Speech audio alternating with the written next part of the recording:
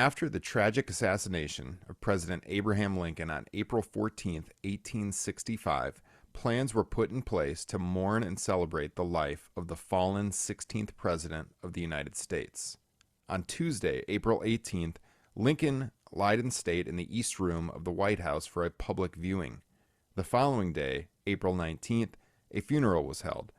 Lincoln was then transported in a procession down Pennsylvania Avenue to the Capitol Rotunda, where his service was held. The body would lie in state again on April 20th.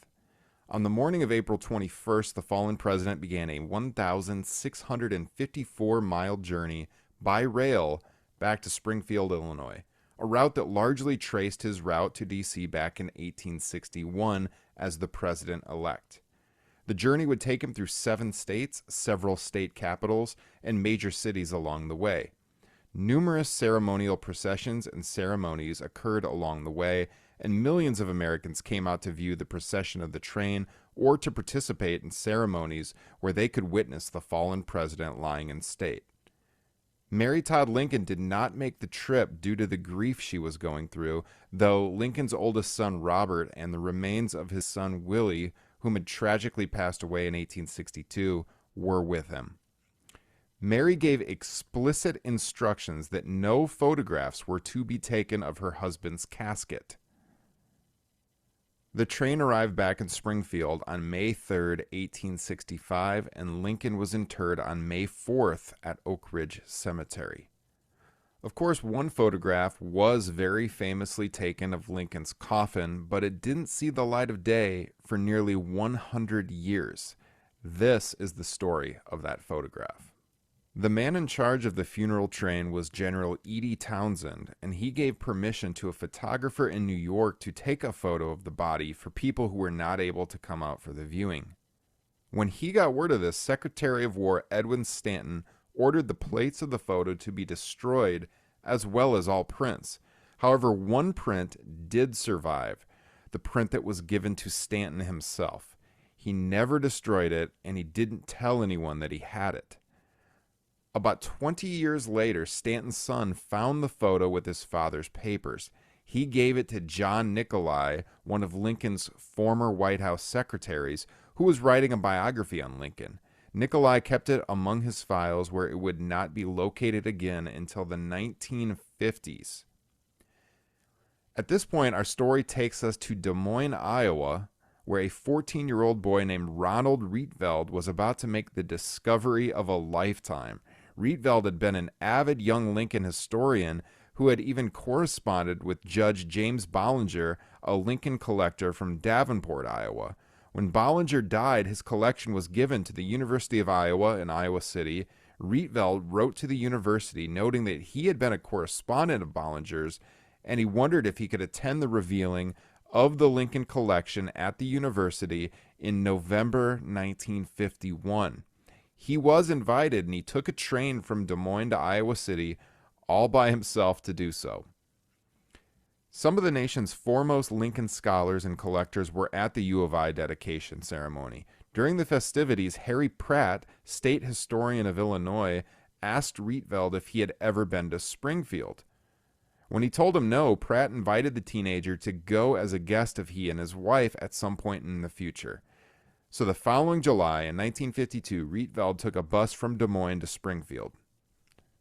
While there, Pratt took the teen to the Centennial Building at the state capitol complex. And one day, when Pratt went to work on writing a review of a book, he told Rietveld that he could have access to the Nicolay Hay collection.